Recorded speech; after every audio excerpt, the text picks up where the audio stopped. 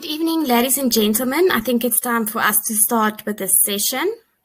Thank you for joining us this Wednesday evening, and welcome to the first session of the Genetics 360 educational webinar series hosted by Empath Laboratories.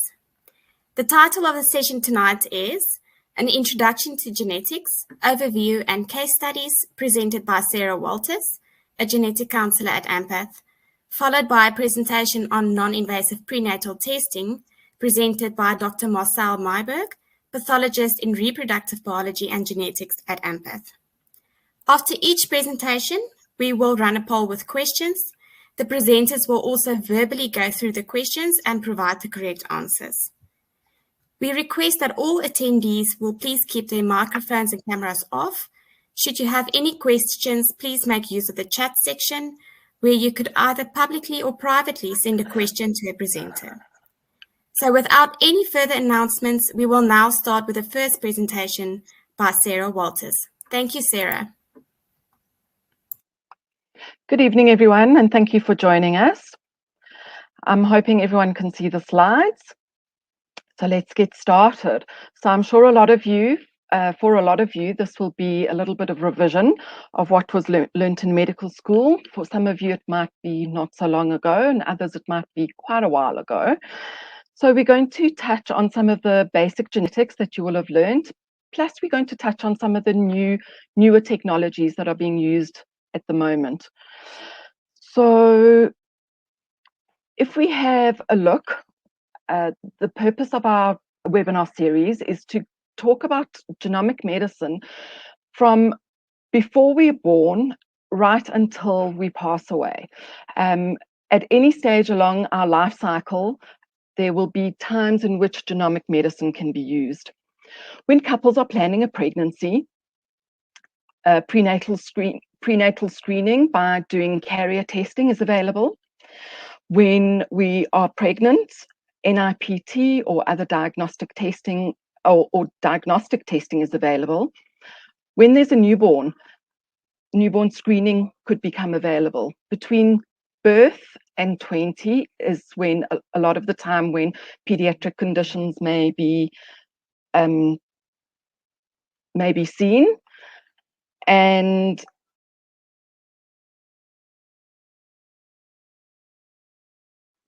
older age, what we have are adult onset conditions, we have common polygenic conditions, and we may have inherited predisposition to cancers.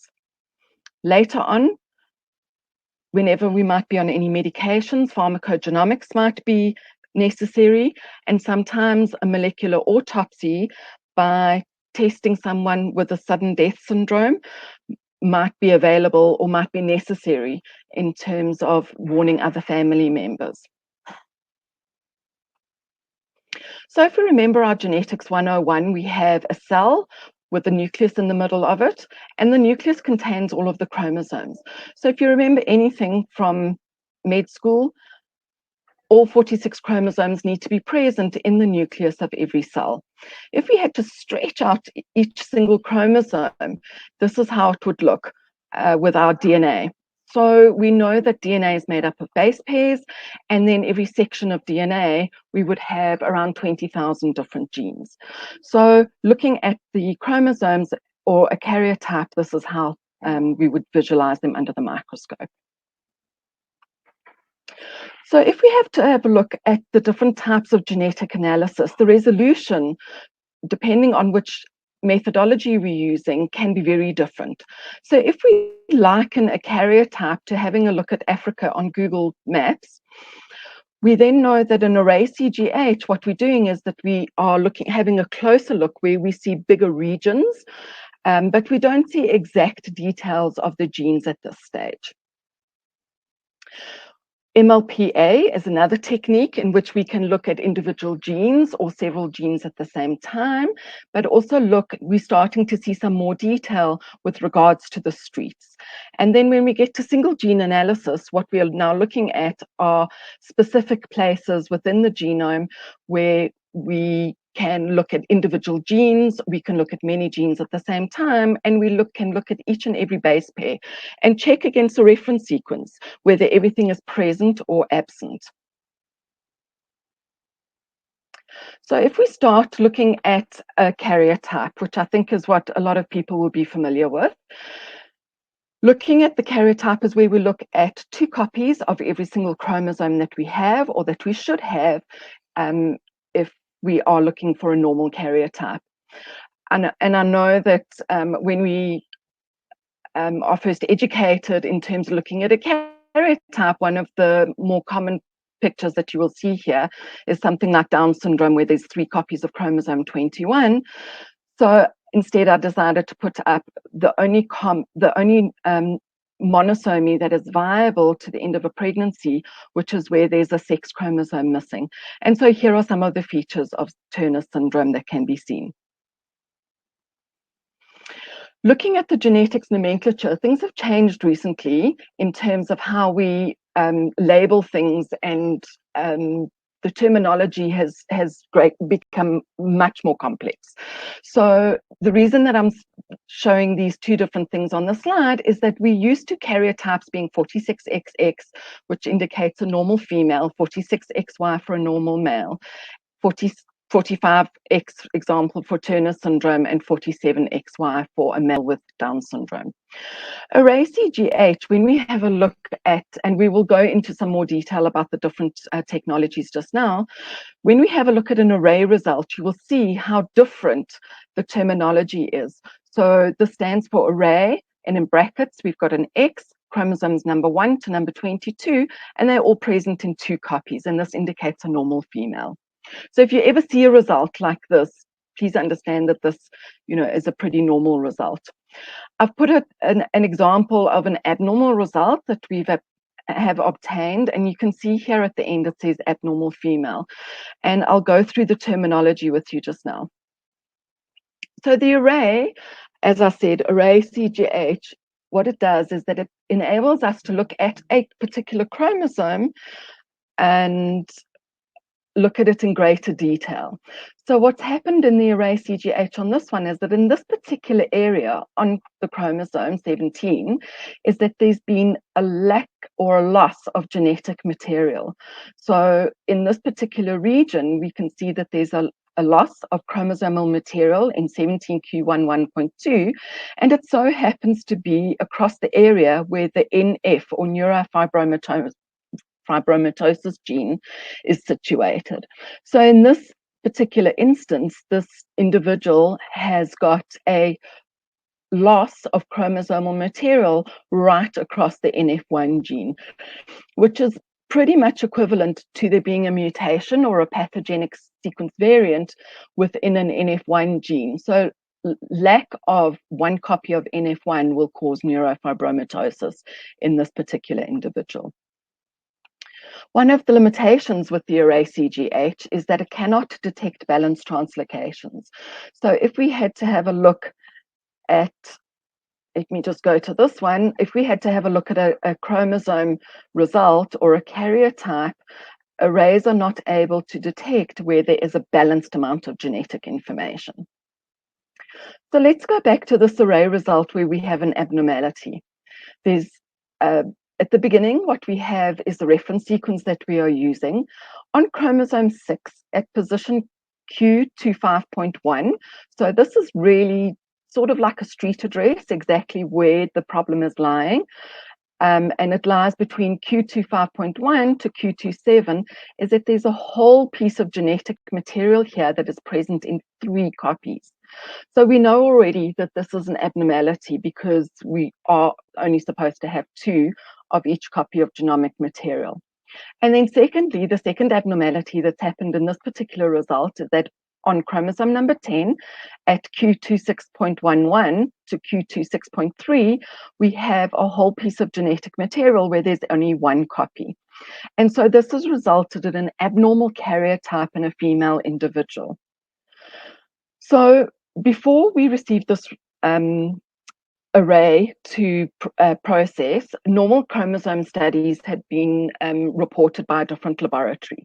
So therefore, meaning that this duplication and this deletion were not detected on that carrier type. FISH had also been done, so FISH standing for fluorescent in situ hybridization. This technique had also been used to look for a deletion on chromosome 22q, and that was shown to be normal. And this is confirmed actually in our array result, because if there had been a deletion on 22q, it would have appeared in our array result. So this child was referred for pre and postnatal failure to thrive, tetralogy of Fallot, and various skeletal abnormalities. And so having a look at the result that we have here, we've got a close to 20 megabase duplication on chromosome 6 and a 14.5 chromosome deletion on chromosome 10. So when we have results like this, it always helps us to then do the carrier type of that particular individual to see if we can physically see the abnormalities. And the reason for that is because when we have a duplication and then a deletion in the same individual, it would make us highly suspicious that there would be something called a balanced translocation in one of the parents. Now, this is not the same case because we have yet to process the parents of the child that we reported the abnormality in. But this is an example of where there is seemingly extra chromosomal material sitting here on chromosome 15, but we can see over here the chromosome 22 is missing. And so what has happened is that chromosome 22 is sitting on the bottom of chromosome 15. And this is what we would call a balanced translocation, where all of the chromosomal material is actually present, but it's just present in a different way from what we expect it to be. So in other words, obviously, we know that there should not be a chromosome 22 stuck on the bottom of chromosome number 15. MLPA, or multiplex ligation dependent probe amplification, is a different way for us to look at copy number variations in our genetic material. So MLPA is just one of the tools or the techniques that we can use to look to see, are there two copies of all of the parts of genetic material that we are questioning. So in this particular instance, I've included an MLPA graph of a patient that we did, we sequenced on Ngs sequencing, and we had a whole region or run of what we would call homozygosity, where the genetic material wasn't varying very much. And so we did an MLPA to see if we had a deletion within the CFTR gene, which causes cystic fibrosis in this particular patient. And what we found was, in fact, that the whole gene, the CFTR gene, was deleted. So this would confirm a deletion of one CFTR gene, and then obviously we were looking for a mutation that would have been present in the other CFTR gene in this individual if we were wanting to confirm a diagnosis of cystic fibrosis. So this is an example of a BRCA1 gene where we also had a run of homozygosity where we weren't quite sure, where our NGS data was showing us that there's possibly a deletion. And in fact, what happened was that we did MLPA and we found a deletion of exon number 21. So comparatively, this is quite a small deletion in all 24, considering that the gene consists of 24 exons. But really for us in the BRCA1 gene is diagnosis of predisposition to breast cancer. And in fact, this comes from a patient who was diagnosed with breast cancer at quite an early age and has an extensive family history of breast cancer in her family as well. So if we just touch on the last technology, that of sequencing, there are two different types of sequencing that I need to make you aware of. The traditional and the older type of sequencing is known as Sanger sequencing, named after the person who first coined the phrase and investigated how we can do sequencing. And just to let you know that Sanger sequencing is quite a robust sequencing methodology, but it's also a lot more time consuming and much more expensive than NGS sequencing. So with Sanger sequencing, it is a method of termination or sequencing by termination of the DNA sequence. Whereas with NGS, we have a whole series of steps that we have to use, where sequencing is only part of that step. And so what happens is that we can sequence either one gene or a whole panel of genes that are all related to a specific diagnosis all at the same time for a much more reasonable kind of cost. So just to let you know that the NGS sequencing workflow is complex, and it takes several days for us to start off from starting off with extracting the DNA to actually then sequencing.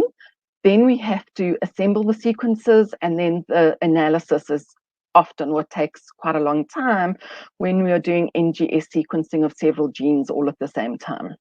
So it's about sorting out through all the information that we get from sequencing and deciding on whether certain variants that have changed compared with the reference sequence are what we would either call pathogenic, in other words, causing disease, or whether they are benign and therefore not causing disease. So hopefully we come up with an NGS sequence that looks similar to this. We don't always see it in this kind of format, but it's awesome to see this kind of sequencing result where we can physically look at all the base pairs of a gene from the beginning to the end and see what the sequence is supposed to look like. So the reason that I spoke specifically about MLPA and about sequencing is because if we remember our single gene disorders, our single genes, we have about 20,000 or so different single genes that we are currently aware of, and they are discovering some all the time. But also what's been happening is that within a particular gene, you might have different starting points in the gene where an actual sequence of DNA will code for 2 or more different genes. So when we're having a look at single gene disorders, we know, or we understand, that genes are made up of particular base pairs. They have to be in a particular order, and we compare these against a reference sequence, which we know to be a relatively stable DNA sequence that we can compare whether there are any changes. So this is our DNA stretched out as if it wasn't like an elastic band. So the single gene disorders that you will remember, different inheritance patterns, include autosomal dominant, and this is a standard autosomal dominant inheritance pattern where we have one particular parent who has what used to be called a mutation, is now called a pathogenic sequence variant, and I understand it is quite a mouthful. But it basically means the same as a mutation, where there's a change in the sequence in a particular gene that causes the condition. And in order to be affected with this condition, you only need one sequence variant to be pathogenic. So in other words, from a parent who has got one pathogenic sequence change here, that parent would need to be affected. And with every pregnancy that they have or that they cause, you could have a child who is either affected by the condition, as shown here by both a boy and a girl, because remember, it's autosomal and not linked to whether the child is a boy or a girl. And secondly, the other 50% chance comes in to have a child who is not affected because they've inherited the chromosome that does not contain the fault within that gene that's important in causing the condition. And of course, you can see from the other parent that that parent will only ever pass on a normal functioning gene from either of their chromosomes. So this is a pedigree that I have drawn up of one of my patients where the person who came to see me was a 61-year-old lady who'd been diagnosed with a melanoma in her 50s and subsequently with a breast cancer at the age of 53. And she gave us a history of her mother, who was diagnosed with breast cancer in her 70s, which, to get a breast cancer in your 70s is, not unremarkable or unheard of, but her grandmother was also diagnosed with a breast cancer in her 60s. And so what you can see from this family tree, and particularly because we've colored it in bright red, is that we've got this autosomal dominant pattern of inheritance running through the family like this.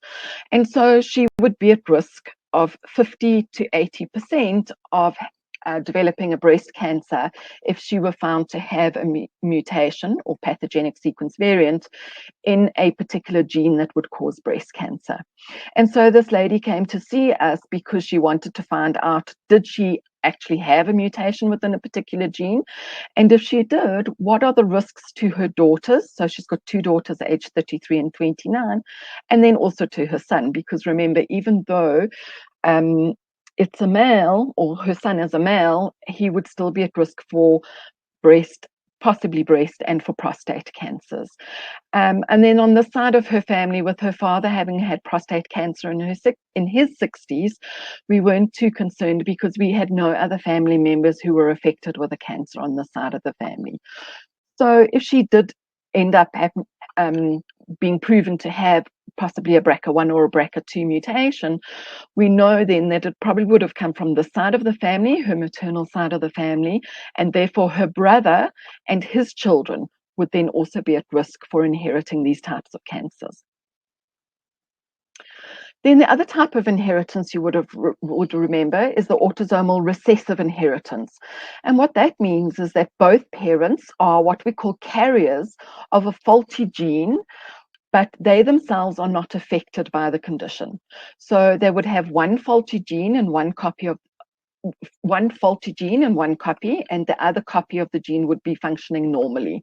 So if we use our capital R over here as our normal functioning gene and our small r as our faulty gene, you can see that for 2 parents who are both carriers of a fault within the same gene. Now, I just have to warn that it doesn't have to be exactly the same fault, but it does have to be within the same gene. So if there is a pathogenic sequence variant change within the same gene, these parents can both then be carriers. And therefore, they would be at a 1 in 4 risk of having a child with the condition or affected with the condition. 2 out of the 4 children would be carriers, and 1 out of the 4 would be not affected and not a carrier. So just remember that this 1 in 4 risk then is with every pregnancy, and not the first child will be unaffected and the second child will be a carrier, because these 4 chances occur with every single pregnancy. And then taking a good family history is really something that I would like to encourage, because we can have multiple single gene disorders in one family. And this is also one of my more recent families where we have cancers, colon problems, colonic polyps, so possibly related to colon cancers over here. But we also have, so this is looking at an autosomal dominant kind of picture, but then we also have a child or his brother who was affected with cystic fibrosis, which is an autosomal recessive condition. We have a history of bipolar over here, which is polygenic and multifactorial. So in fact, I've got 3 different inheritance patterns showing in this family tree. And so single gene disorders, BRCA1, BRCA2 are some of the single gene disorders that we are going to talk about in webinar number 4. But what I put here was just a way of showing you how to read the results from a genetics report. So first of all, we put the gene, the name of the gene, which is over here. Secondly, we put the coding DNA sequence, which would be exactly where in the gene or what number, nucleotide in the gene is affected. The next part is showing you that there's a deletion of a G base pair. Then next, we put the protein name and then the amino acid at what position has changed to the different amino acid. And in this particular instance, we have a frame shift and a premature stop codon 3 amino acids down from this particular change. So this is quite a complex result, and of course we are available and on hand to explain any of these changes that are pathogenic that maybe are difficult to comprehend. But what I put here was just a paper from 2016, because I know that a lot of individuals do get asked about breast cancer, is that we do have some common what we call Afrikaner mutations in our Afrikaner descended population group, and that certain mutations or pathogenic sequence changes can be requested if appropriate in a particular family. So another single gene disorder is cystic fibrosis, and this is one of our results where we have the CFTR gene in exon 11. This is the cDNA change. This is the protein change, and we classify this particular protein change as pathogenic. Now, this is the new nomenclature for what you would probably know as delta F508. If you remember anything about cystic fibrosis, that is the common or most common genetic change or mutation within the CFTR gene. So just to realize that, or to remember that cystic fibrosis is an autosomal recessive condition, and in order to be affected, you would need to have 2 pathogenic variants. So in this case, what happened was that we tested somebody who was proven to be a carrier, and therefore we had to test his partner to see if they were at risk of having affected children. Hemochromatosis is another possible genetic condition that you would come across in your practice. And type 1 hemochromatosis is caused by the HFE gene. And this is also inherited in an autosomal recessive kind of pattern. And the newer nomenclature will look like this in terms of our P or our protein would look like this. The old nomenclature looks like this. So what we're trying to do is educate people away from this kind of nomenclature towards this kind of nomenclature, but I know that it's going to take a while for everyone to get used to the new ways of describing changes within a gene. So with the hereditary hemochromatosis, I know that this is the general kind of picture that we know about it, looking at a carrier, 2 carrier parents, and therefore a 1 in 4 risk of a child being affected. But I think what we come about in practice much more often is that we have an affected parent.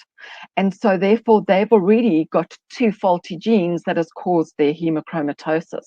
And what would be important in terms of looking at the whole family would be to know whether the other parent is either unaffected or a carrier of a sequence change in the same HFE gene. And in this way, you would then know whether the children would be at risk. And by testing the children, this is obviously something that you can test for earlier on if you know that there's an affected parent, so that intervention and changes on a dietary, medication, whatever treatment kind of option would be available earlier to these children. And so I'm emphasizing to please not forget about the fact that a person who is affected or a parent who is affected would have 2 faulty genes already. And then our last inheritance pattern that I just quickly want to whiz through is our X-linked inheritance. And usually what you saw at medical school was this pattern where we had a father who was unaffected and a mother who was a carrier of a particular fault within an X-linked gene. So X-linked, remember when we're talking about X-linked inheritance, is that mothers have got 2 X chromosomes, whereas fathers have got 1 X chromosome and 1 Y chromosome. And that is why when a mother passes on an X-linked recessive gene to her sons, that the sons can be affected. Whereas if she passed on her X chromosome that did not contain that pathogenic sequence variant, she will have a son who is not affected because of the Y being passed on from the father's side. However, when this mother has a daughter, she would pass on possibly either her faulty X or she would pass on her normal X. Dads would always pass on their normal X because they only have the 1 X chromosome. So what we would have is that we could possibly have a daughter who is a carrier of an X-linked condition. So we know that for some of the X-linked conditions, and if I use, for example, hemophilia, we know sometimes that daughters who are theoretically carriers can be mildly affected by these X-linked conditions. And it's a much more complex kind of issue as to how affected they could be. However, when we have so say, for example, here is a man with hemophilia who has a fault within the gene on his X chromosome in the first place, all of his daughters will then be carriers because in order to be a daughter, she obviously has to inherit the X from mom and the X from dad. So all of the daughters will be carriers. Because dad over here is passing on his Y chromosome that doesn't have a mutation within the particular gene, all of his sons will not be affected. But just to show you a family tree, and thanks to Dr. Lambie who shared her pedigree of this particular family that she ended up seeing. So when we were discussing it, she said, no, it's an X-linked condition where there's developmental delay. And of course, I jumped in and I said, Fragile X, because we all know Fragile X is the most common cause of mental retardation in boys, but also of developmental delay as well. And so she said, no, it was much more complex than that. And so this is a condition called Herndon Dudley syndrome. And the pathogenic variant is found in this gene called the SLC16A2 gene. And you can see from here 4 different or in fact the first generation is not affected, but it could have been traced back to this individual, this mum, or in fact granny in this case, who was a carrier of a fault in this SLC16A2 gene, and where she ended up having 1, 2, 3, 4, 5, 6 children. 2 of her daughters who were carriers, 2 of her sons were affected, and another son who passed away, who was not affected. So you can just see how it gets passed on through the generations, and especially if it's not picked up earlier. And only when we do genetic analysis are we able to offer things like pre-implantation genetic diagnosis or prenatal diagnosis to these individuals who are what we call obligate carriers or carriers of the condition. And so just to stress that genetic testing can be really complex. There is a whole host of different methodologies that can be used, and it all depends on what the question is that you are trying to solve from a genetic point of view. So our genetic testing can vary from large panels of single genes, where we can test very many genes all at the same time for a much more reasonable cost than what used to be done, down to testing of single genes, and in fact down to testing single pathogenic variants within a single gene. So if we already know what the family's single gene variant is, we can test other at-risk individuals, particularly for that single pathogenic variant.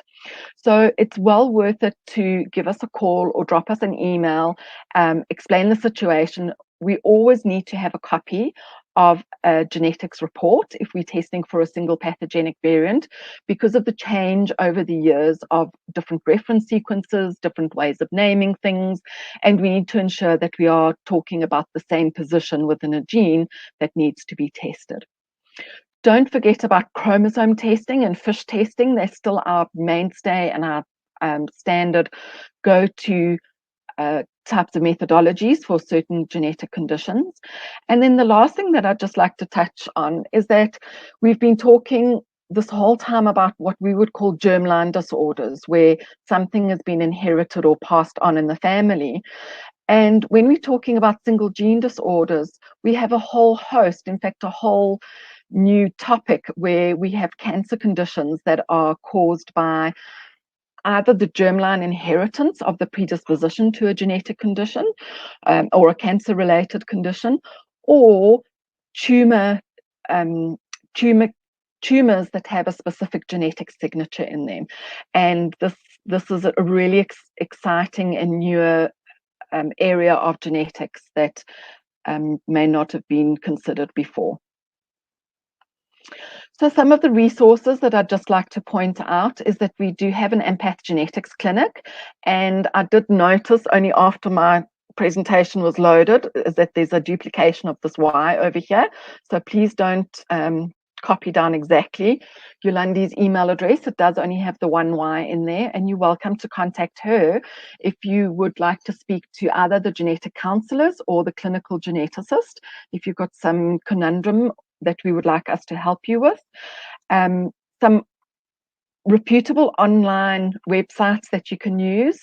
OMIM is very helpful, and then Medline Plus is also extremely helpful in breaking down some of the genetic conditions into something that's more easily understandable, that lets you know what genes are related to the particular conditions.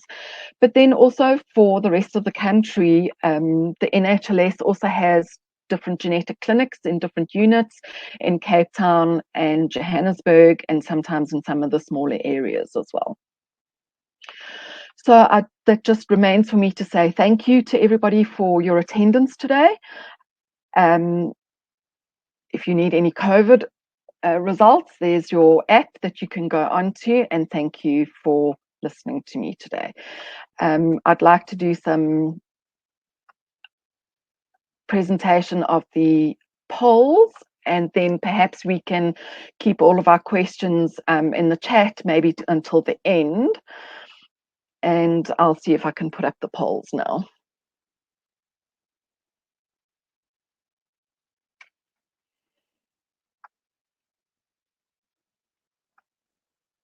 All right, so I'm just going to give you 10 seconds or so to answer the first poll.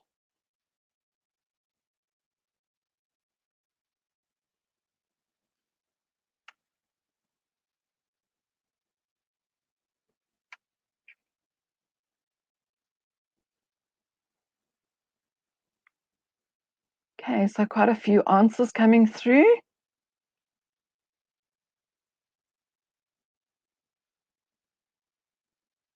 It's still changing on my side, so I'm going to leave it going for another few seconds.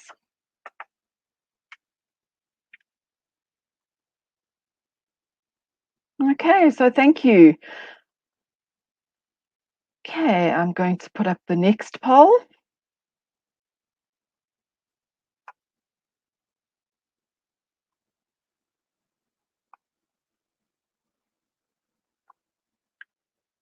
There we go. So hopefully you can see that one.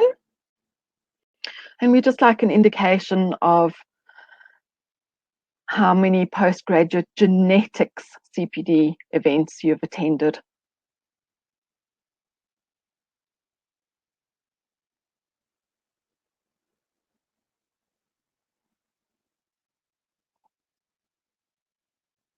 Okay, so the numbers are stabilizing at the moment.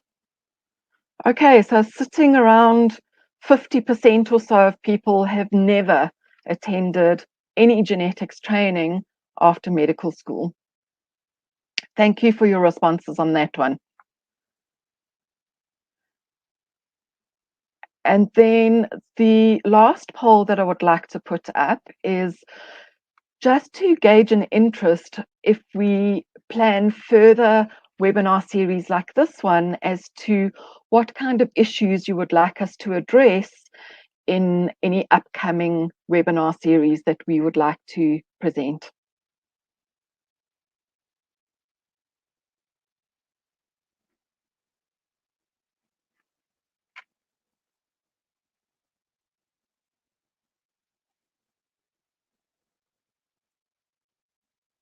Okay, and I'll just give you another few seconds.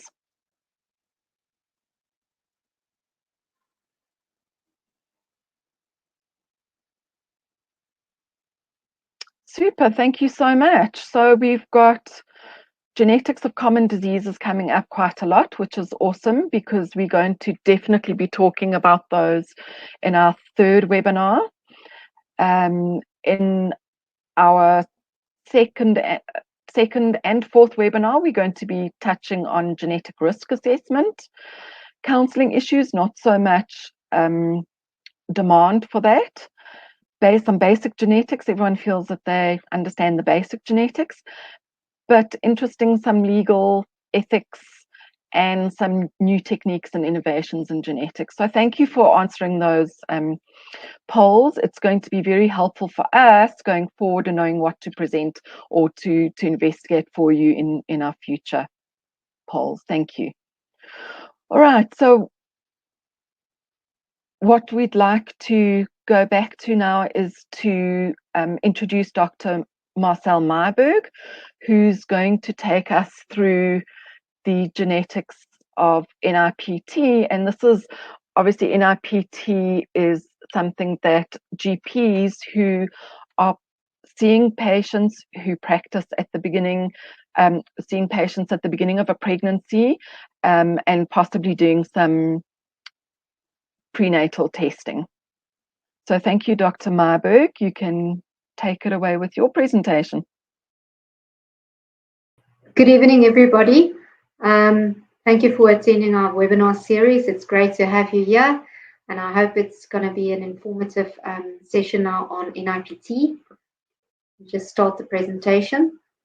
Okay, so non-invasive prenatal testing, and as Yanri at the beginning have already said, I'm a pathologist. My background is actually that I'm a clinical virologist, and I recently became involved on the reproductive biology and genetics and andrology side. Here goes some more information about Nrpt. So as a routine part of prenatal care, we know that in the first and second trimesters of a pregnancy, screening pregnant women to identify pregnancies where there might be chromosomal abnormalities is very important. We know that certain women are more at risk for certain chromosomal abnormalities, but it can occur in pregnancy.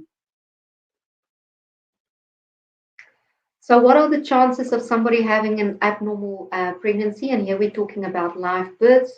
So chromosomal abnormalities occur in about 1 in 150 live births.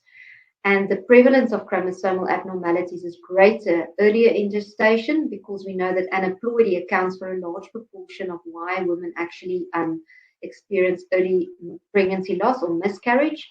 Aneuploidy, of course, refers to an abnormal number of chromosomes, so that might be either an extra copy or a copy of a chromosome that is missing. We at our laboratory also offer investigation of products of conception should somebody have an early pregnancy loss, where we then can go and look at the genetic profile through the next generation sequencing that Sarah mentioned in her talk as well. So we do have ways of determining if there was actually some sort of a chromosomal abnormality in causing that pregnancy loss. Then the incidence of fetal chromosomal abnormalities increase as women age. We know that, but like I've already said, it can occur at any age, and it's not related to race or ethnicity. So I think that just drives home the point that every pregnancy should be investigated and should be looked at. So let's look at some of the most common chromosomal aneuploidies during pregnancy leading to live births. And like I said, aneuploidy is either an extra copy of a chromosome or a missing chromosome. So I think the one that everybody knows very well is trisomy 21 or Down syndrome. It's the most common autosomal chromosomal aneuploidy in live-born infants. And if you look at the birth prevalence, it's about 1 in 700 live births. That's about how common it is. Then the next one on the list is your trisomy 18 or Edwards syndrome, second most common autosomal trisomy at the time of birth. So it's 1 in 3,000 live births. And then lastly, Fetal syndrome or trisomy 13, where there's an extra copy of chromosome 13 with a birth prevalence of 1 in 6,000 live births. So going to the sex chromosome aneuploidies, of course, we know that Klinefelter syndrome 47XXY, so that extra X chromosome has a birth prevalence about 1 in 500 males. And then, like Sarah's also mentioned in her talk, the only viable monosomy is actually Turner syndrome, so 45X, so there's 1 X chromosome missing. This is actually something that happens and is unrelated to maternal age. So that is quite interesting. So if we look at the normal routine screening that most people know, it would be the biochemical markers, and then also sonar or ultrasound screening, looking at the nuchal fold and the nasal bone if it's present. So in many countries, we know that maternal serum marker screening is used with ultrasound imaging to detect chromosome aneuploidies and other birth defects. And that is seen as a routine part of prenatal care during the first and second trimesters. So during the between weeks 18 and 14, so during the first trimester, you would do a FAP-A and a freebie HCG. And during the second trimester, 15 to 20 weeks, you would do an AFP, HCG, and an estriol, or known as the triple test. But we know that these biochemical and ultrasound screening is definitely not perfect. Both sonar and maternal serum screening suffer, unfortunately, from high false positive rates ranging between 2 and 7%. And previously, if you had a person that you sort of felt that there's an abnormal serum screening, or you saw something on the ultrasound, you would move then to invasive tests like chorionic villus sampling and amniocentesis to make an actual diagnosis, because sonar and biochemical screening is seen as screening tests. It's not diagnostic, so you would need to do something additional to actually confirm that diagnosis. So now we move to Nrpt. So in the recent years, there's a new prenatal test that has entered the market, and it really is changing the way that people look at prenatal testing. So the advantage of using Nrpt is that it represents an intermediate step between the maternal serum screening and sonar and going over to invasive diagnostic testing. So over the past decade, Nrpt has necessitated, of course, the rapid education of doctors involved in prenatal care so that they know how to interpret the result, what the result means, and what needs to be done when they get a certain result. And it was also the first test that actually used the novel principle of analyzing the circulating cell-free DNA, or cfDNA.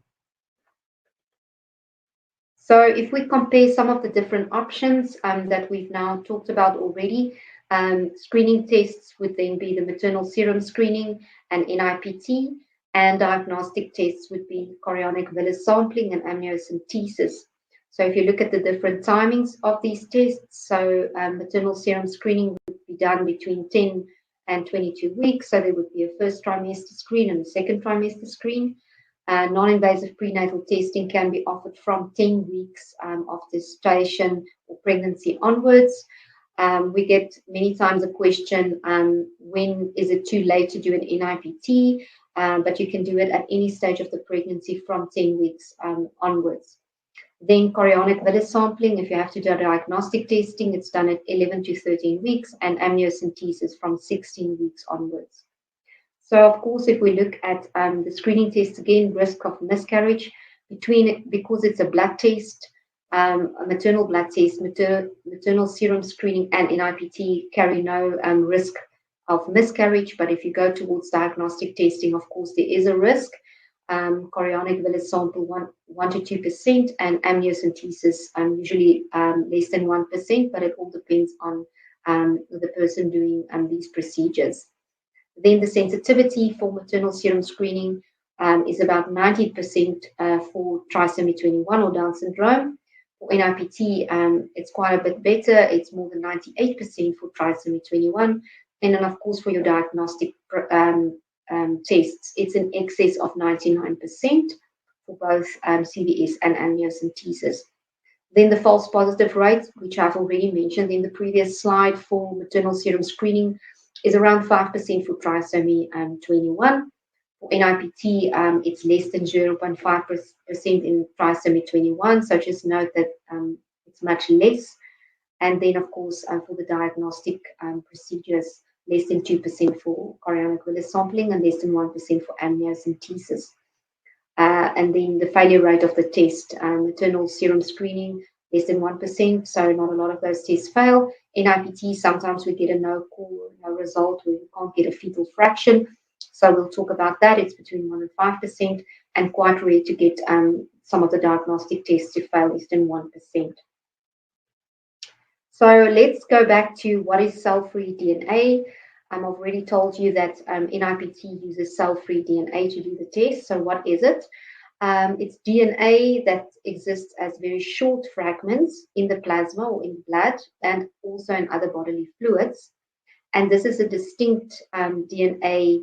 It's distinct from the DNA that is actually inside of the cells, in the nucleus of the cells. So these cell-free DNA fragments are released from all organs during certain cellular processes, and this can be apoptosis and necrosis. And then it circulates in the bloodstream or in the plasma.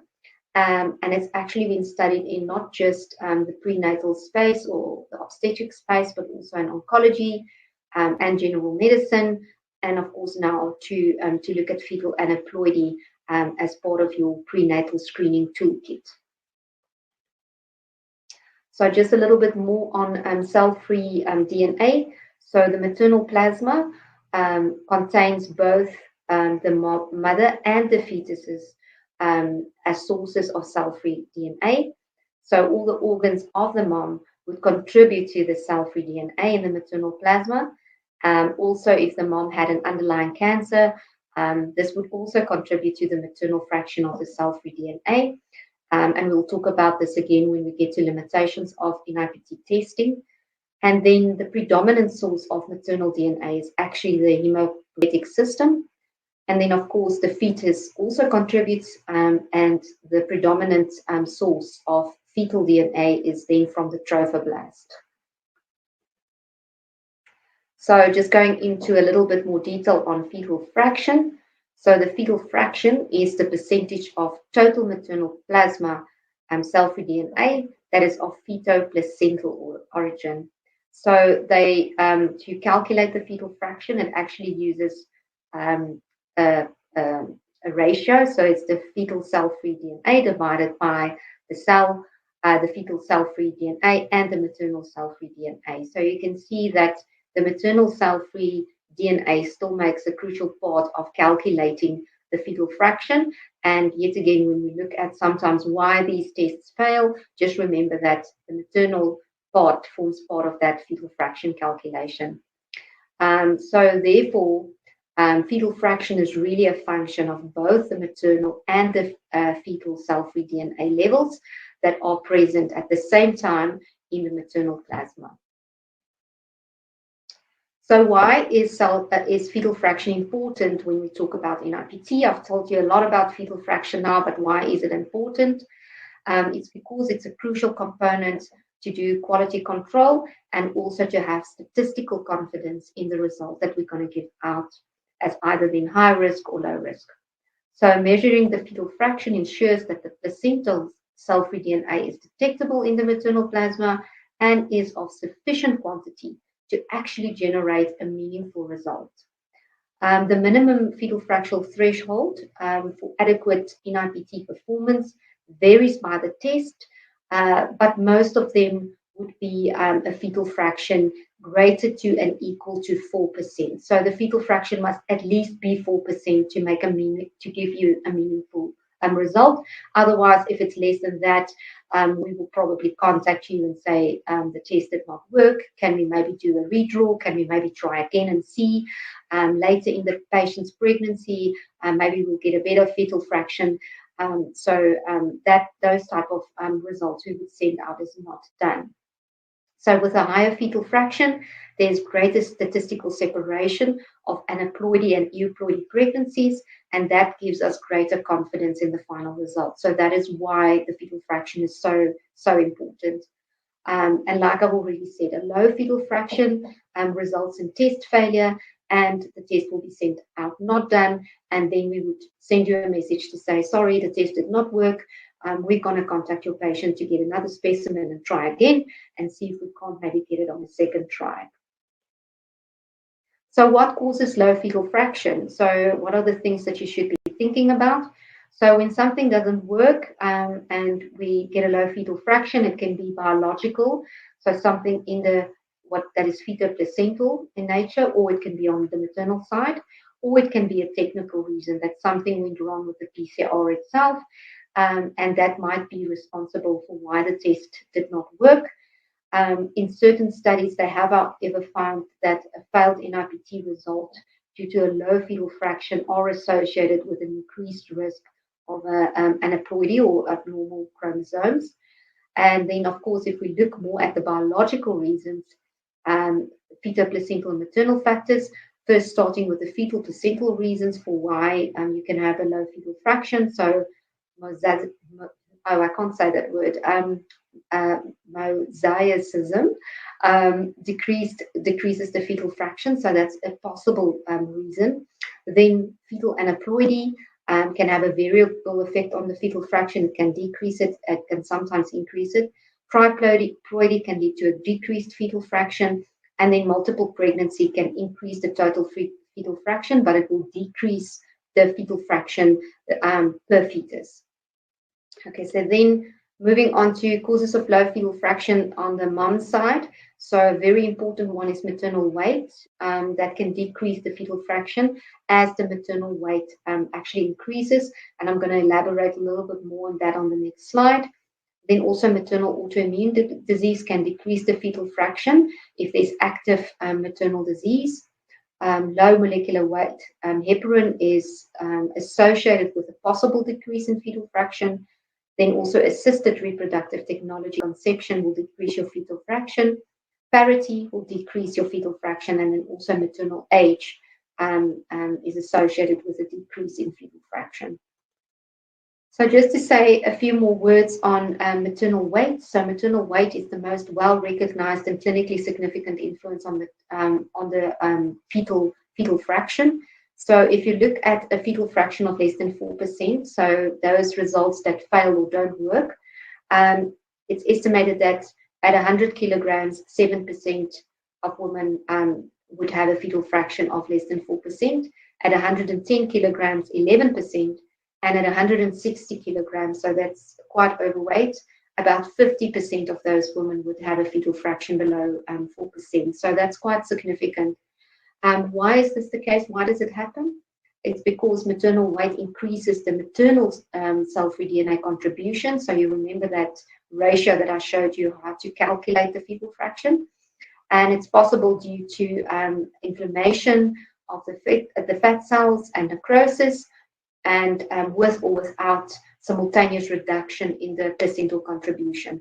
So if you have a woman that's overweight and the Nrpt might not work the first time, just sort of keep this in mind because it's an important cause for low fetal fraction. And then I've mentioned that fetal fraction can be low due to biological and technical reasons. And that's the reason why we usually ask for a redraw specimen, because if there's a technical reason why the PCR or the test maybe didn't work, then getting a redraw will hopefully eliminate that. So if it doesn't work a second time, then usually we would contact you and say, you know what, we're not going to try a third time. It's now time to correlate that result clinically, and also then think about moving to other methods like higher resolution sonar, and then also consider invasive testing if it's indicated. So Sarah's already talked a little bit about the 3 basic steps of NGS. So just really to reiterate, there is many steps in doing next generation sequencing. It's also called high throughput sequencing or massive parallel sequencing. So there's extraction of the nucleic acid, there's the preparation of the library, there's the sequencing, there's the analysis, and that is why the test it has a turnaround time of 10 days. So it's not like a normal PCR where you would put the PCR up, and let's say we're testing for COVID, a few hours later there's a result that pops up, or an hour later there's a result that comes up. It's not the same when you look at next generation sequencing and NIPT. There's a lot more steps, and it takes a lot longer. So how is the result generated? In a non-pregnant state, the proportional representation of each chromosome in the plasma cell-free DNA reflects the size of the chromosome and the karyotype of the individual. So in an euploid, so a woman with a normal chromosomes, the euploid pregnant woman, a deviation from the expected chromosome profile in the plasma cell-free DNA due to excess or deficient cell-free DNA fragments from a particular chromosome suggests that there's the presence of fetal trisomy or monosomy respectively. So just to look at the test that we offer the Veracity NIPT test at AMPATH, and there are different options that we have. You can look at the autosomal aneuploidies like trisomy 21, 18, and 13. With this, you can then request the fetal sex to be determined or not. This is completely optional. Some patients really want to know. Other patients really don't want to know. So this is an option that can be ticked or not ticked. And then depending on your patient and the clinical indication, you can then decide to add sex chromosome aneuploidies as an additional thing. And if microdeletions are also something that you want to test for, you can also add on the microdeletions. So there's a test menu, and you can basically bespoke decide what sort of testing you want to do, just the one, or add on some of the other components. Informed consent with Nrpt is very important. So all pregnant women of any age or risk category can have an Nrpt test. I've already said that aneuploidies increase with age, but it can happen in any pregnancy and at any age. The detection rate of various anomalies are indicated on the consent form, and it must be signed prior to the patient being tested, so they must understand what we are testing for. And it needs to be explained to the patient that there's a difference between screening and diagnostic tests, because they have to understand that should a high-risk result come back, that you still need an additional test to actually confirm that result. So eligibility, singleton pregnancies from 10 weeks of gestation. So anybody that's further at 10 weeks or further along in their pregnancy can get this test, including pregnancies that were conceived with a donor egg or a surrogate, and then twin or vanishing pregnancies from 10 weeks of gestation, but not IVF pregnancies conceived using a donor egg or surrogate. Those patients can unfortunately not have Nrpt testing. And then blood is taken in a very specific tube called a strep tube. This is a glass tube, and this stabilizes the cell-free DNA for testing so that it can be transported to the lab, and then we can start the procedure. So just to talk a little bit about Nrpt results, low risk and high risk, that's really the result that you're going to see on your report. So you'll get the several, like let's say chromosome 21, 18, 13, and you will get a result next to it that says low risk or high risk. So for low risk results with a normal fetal scan, this is reassuring to many couples.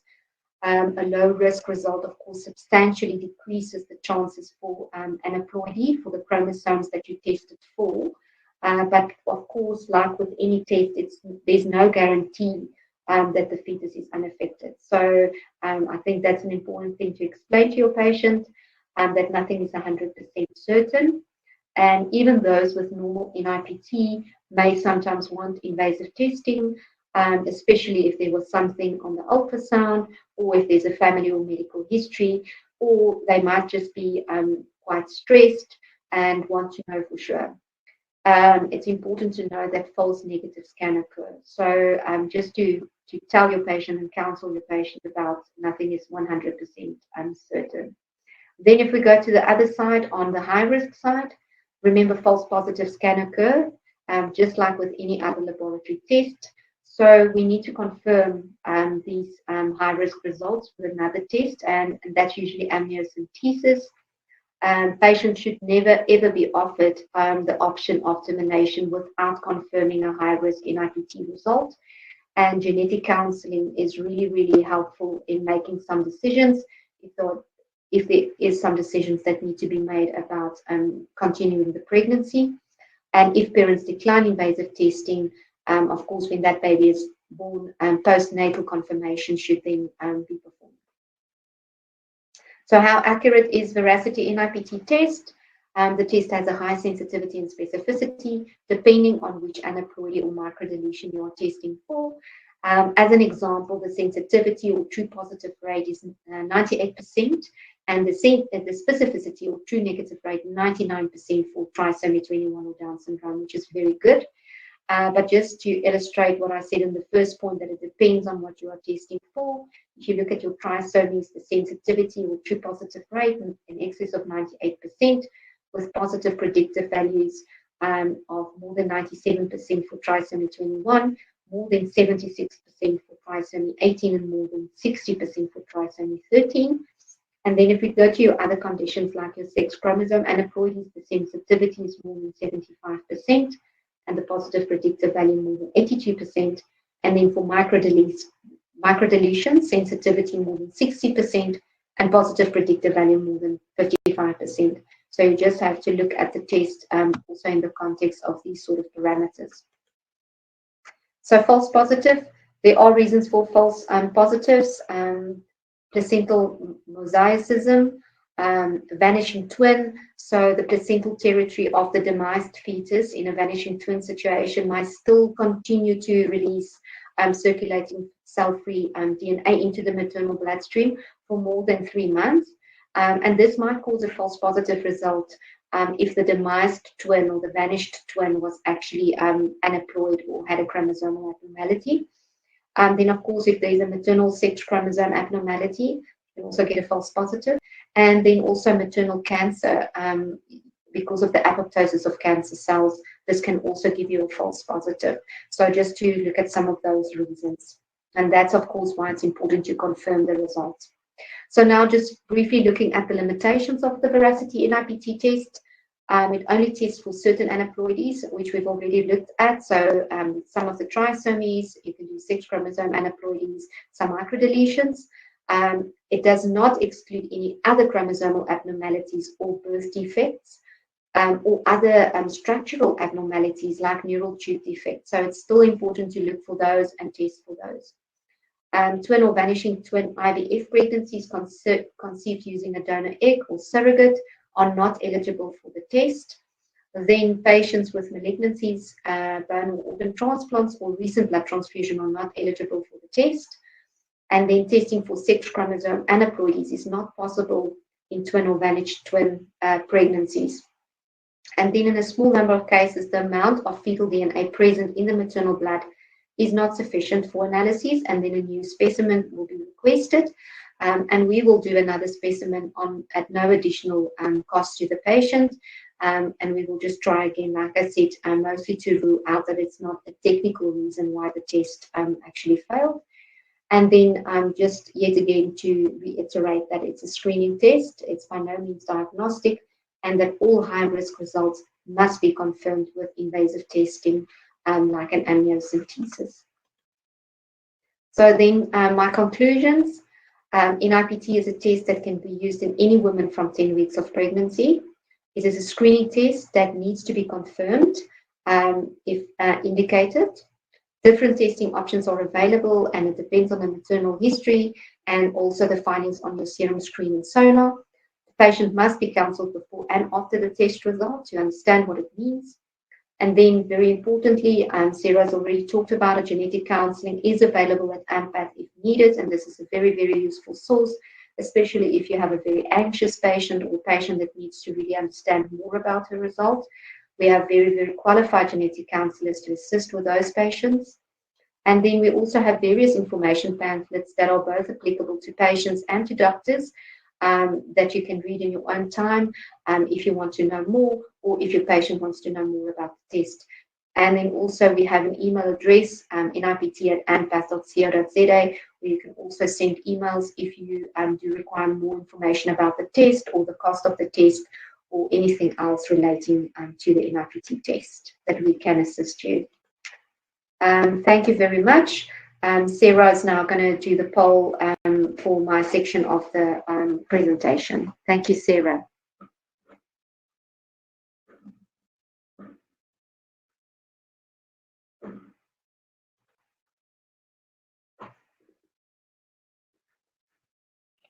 Thanks, Dr. Marcel. I've put up the first poll now.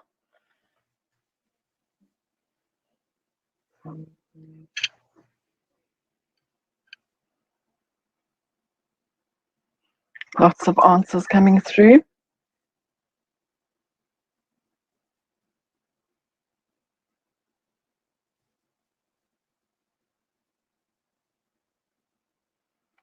Okay, so the question was, which one of the following may cause a decrease in fetal fraction?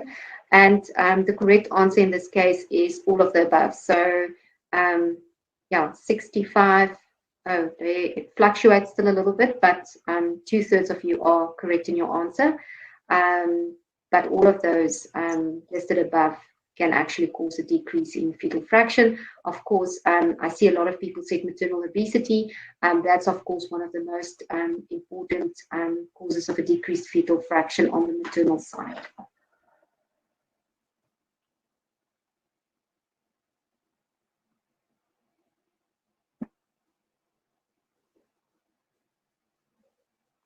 Okay, the next one should be coming up now.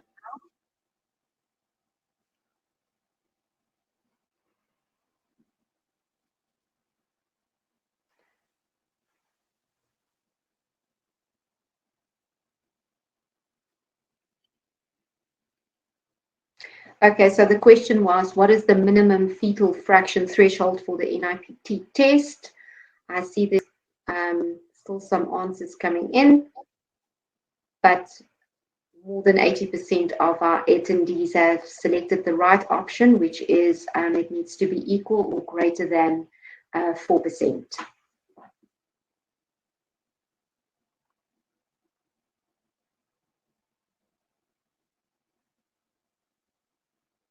And here's the last one.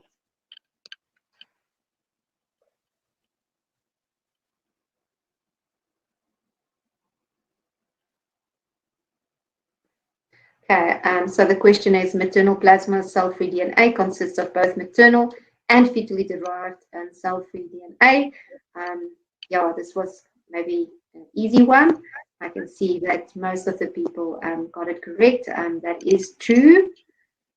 So obviously the maternal plasma consists of both the fetus and the mom's cell-free DNA. So, so well done on that. I see most people got that one correct.